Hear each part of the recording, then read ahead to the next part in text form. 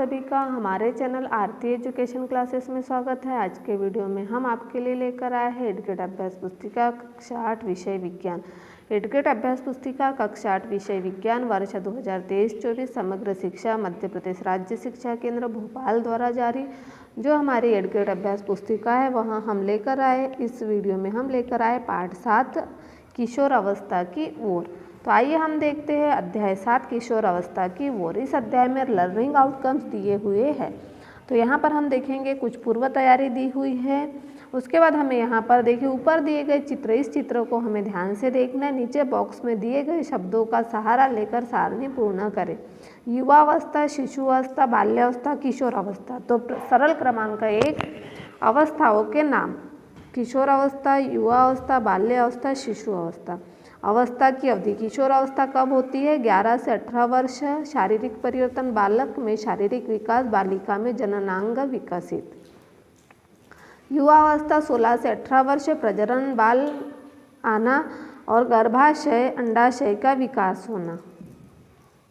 बाल्यावस्था में 6 से 12 वर्ष तक मानसिक विकास, मानसिक विकास। और शिशु अवस्था में जन्म से 5 वर्ष तक रेंगना, चलना। तो इस तरह से हमने यहाँ पर दिया हुआ है। चार्ट चित्रों की सहायता से इसे आप पूर्ण कर लीजिए। अब हम आगे देखेंगे प्रश्न नंबर 1। नीचे दिए गए शब्दों का चयन कर रिक्त स्थानों की पूर्ति कीजिए। ग्वाइटर, स्वर यंत्र, इंसुलिन, पीयूष ग्रंथि, कायांतरण। तो यौनारंभ के दौरान आवाज में परिवर्तन स्वर यंत्र के आकार में वृद्धि के कारण होता है। पीयूष ग्रंथि टेस्टोस्टेरोन एवं एस्ट्रोजोन दोनों के उत्पादन को नियंत्रित करने में मदद करती है। मधुमेह शरीर में इंसुलिन की कमी के कारण होता है। ग्वाइटर थायरोक्सिन हार्मोन की कमी के कारण होता है। मेंढक में लार्वा से वयस्क तक होने वाला परिवर्तन कायांतरण कहलाता है। सही विकल्प के आगे सही का निशान लगाइए। किशोर अवस्था की अवधि 14 से 20 वर्ष, 10 से 18 वर्ष, 11 से 19, 5 से 12। तो किशोर अवस्था की अवधि है 11 से 19। मानव कोशिका में गुणसूत्रों की संख्या होती है 23 जोड़े, 25 जोड़े, 22 जोड़े, 20 जोड़े। तो इसका सही उत्तर है 23 जोड़े। किस ग्रंथि द्वारा स्रावित हार्मोन रुधिर में नमक की मात्रा को संतुलित करता है? थायराइड ग्रंथि, एड्रिनल ग्रंथि, पीयूष ग्रंथि, अग्नाशय ग्रंथि। तो एड्रिनल ग्रंथि। सामान्यतः किशोर अवस्था में किशोर के लिए सर्वाचित आहार है चिप्स, नूडल, बर्गर, डिब्बा बंद खाद्य पदार्थ, रोटी, दाल, सब्जियां, कुरकुरे, पिज्ज़ा। तो इसका सही उत्तर है रोटी, दाल, सब्जियां। किसी कोशिका के भीतर वह कौन सी संरचना है जो बच्चों के लिंग निर्धारण के लिए उत्तरदायी है? कोशिका द्रव्य, केंद्रक, कोशिका झिल्ली, गुणसूत्र। तो इसका सही उत्तर है गुणसूत्र। प्रश्न नंबर 1 है बूझो तथा पहेली दोनों भाई बहन हैं। बूझो ने अपना 12वां जन्मदिन मनाया है जिसमें उसके कई मित्र आए थे।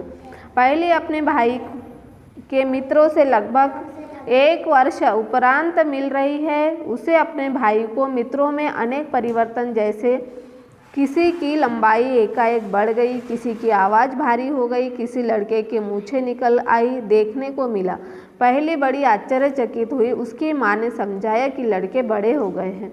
वृद्धि एक प्राकृतिक प्रक्रम है। जीवन काल की अवधि वह अवधि जब शरीर में ऐसे परिवर्तन होते हैं जिसके परिणाम स्वरूप जनन परिपक्वता आती है, किशोर अवस्था कहलाती है। किशोर अवस्था लगभग 11 वर्ष की आयु से प्रारंभ होकर 18 अथवा 19 वर्ष की आयु तक रहती है। किशोरों को टीनेजर्स कहते हैं। उपरोक्त पैराग्राफ्स को पढ़कर निम्न प्रश्नों के उत्तर दीजिए। किशोर अवस्था किसे कहते हैं? जीवन काल की वह अवधि जब शरीर में ऐसे परिवर्तन होते हैं जिसके परिणाम स्वरूप जनन परिपक्वता आती है, किशोर अवस्था कहलाती है। फिर अगला है किशोर अवस्था की अवधि क्या होती है? किशोर अवस्था लगभग 11 वर्ष की आयु से प्रारंभ होकर 18 अथवा 19 वर्ष की आयु तक रहती है। फिर अगला है हमारा किशोर अवस्था में लड़कों में होने वाले कोई 2 परिवर्तन को लिखिए। तो लंबाई का एक बढ़ना, हल्की मूछें निकल आना। फिर शरीर में होने वाले परिवर्तनों के लिए उत्तरदायी अंतःस्रावी ग्रंथियों द्वारा स्रावित पदार्थ का क्या नाम है? टेस्टोस्टेरॉन एवं एंड्रोजन पदार्थ। एड्स नामक रोग किस वायरस के द्वारा होता है? तो HIV नामक खतरनाक विषाणु वायरस के द्वारा होता है। नर और मादा जनन हार्मोन्स के नाम लिखिए। नर हार्मोन टेस्टोस्टेरॉन हार्मोन और मादा हार्मोन एस्ट्रोजन हार्मोन। पीयूष ग्रंथि किस प्रकार की ग्रंथि है और शरीर में कहाँ स्थित है? पीयूष ग्रंथि अंतस्रावित ग्रंथि है जो मस्तिष्क से जुड़ी होती है। फिर प्रश्न नंबर 6 है, बूझो एक बार अपनी बुआ के यहाँ गया जो कि डॉक्टर है। उसने बुआ के क्लिनिक में एक लड़के को देखा था जिसका गला बहुत फूला हुआ एवं उभरा हुआ था। क्या आप बता सकते हैं कि वह लड़का किस व्याधि बीमारी से ग्रसित है? इसका कारण क्या है?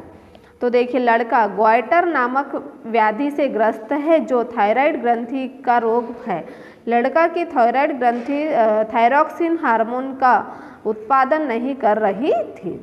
प्रश्न नंबर 7 है, किशोर अवस्था में व्यक्तिगत सफाई के महत्व को स्पष्ट कीजिए। प्रत्येक व्यक्ति को प्रतिदिन एक बार स्नान करना चाहिए। यह किशोरों के लिए और भी आवश्यक है क्योंकि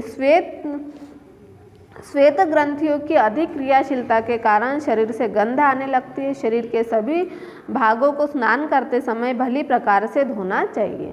फिर अगला प्रश्न नंबर 8, निम्न सारणी में अंतःस्रावी ग्रंथियों के से उत्पादित होने वाले हार्मोन का नाम लिखिए। अंतःस्रावी ग्रंथि हार्मोन, पीयूष ग्रंथि वृद्धि हार्मोन, अग्नाशय ग्रंथि इंसुलिन, एड्रिनल ग्रंथि एड्रिनेलिन, थायराइड ग्रंथि थायरॉक्सिन।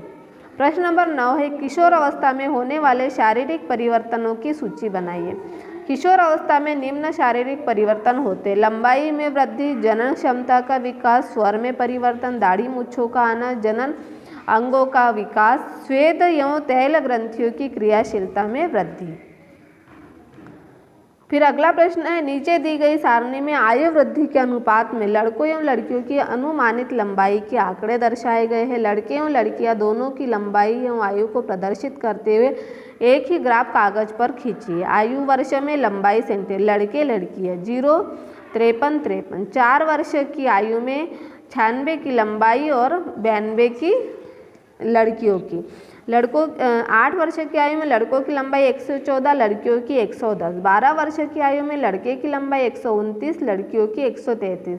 16 वर्ष की आयु में लड़कों की लंबाई 150, लड़कियों की 150। 20 वर्ष की आयु में लड़कों की लंबाई 173 और लड़कियों की 165।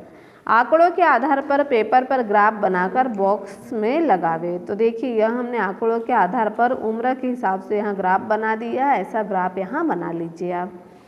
इस ग्राफ से आप क्या निष्कर्ष निकाल सकते हैं? तो इस ग्राफ से स्पष्ट है कि जन्म के समय दोनों की लंबाई समान होती है। किस आयु वर्ग में लड़के लड़कियों की लंबाई समान है? 16 वर्ष में। किस आयु वर्ग में लड़के तथा लड़कियों की लंबाई में अधिक अंतर है? 20 वर्ष में।